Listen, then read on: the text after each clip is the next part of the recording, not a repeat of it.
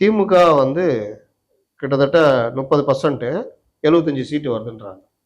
திமுக இவங்களுக்கு 4% வித்தியாசத்துல 105 சீட்டு. இவங்களுக்கு 85 சீட்டுன்றாங்க.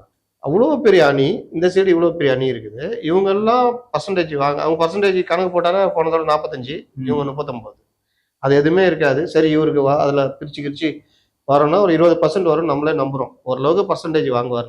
அந்த பர்சன்டேஜ் வந்து ஒரு தொகுதியில எவ்வளவு வாக்குகள்னு பாத்தீங்கன்னா ஒரு 50,000 40,000 இப்படி வருதுன்னா அது வெற்றிக்கான வாக்கே கிடையாது. டெபாசிட் வாங்கலாம். நீங்க மினிமம் 30-35% வாங்கணும். அதான் வெற்றி. அப்போ நீங்க அந்த இடத்துல அப்படின்னா ஒரு 80,000 90,000 இப்படி வாங்கணும். இல்ல நெக்க அடிக்கிற இடத்துலன்னா கொஞ்சம் கம்மியா வாங்கிடலாம். அப்படிதான்.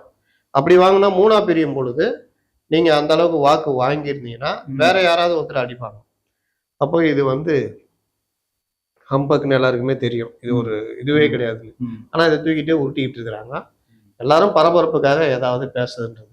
இதன் மேல ஒரு இது கூட போல, விவாதம் கூட போல. ஆனா அவங்க தூக்கி வச்சுக்கிட்டு சமூக வலைதளங்கள்ல பேச பொருளாகுது. சில பிரிண்ட் பேப்பர்ஸ் இதை வந்து கேரி பண்ணியிருக்காங்க. விஜய்க்கு இவ்வளவு இடமா அப்படிங்கிற மாதிரியான விஷயங்களை பண்றாங்க.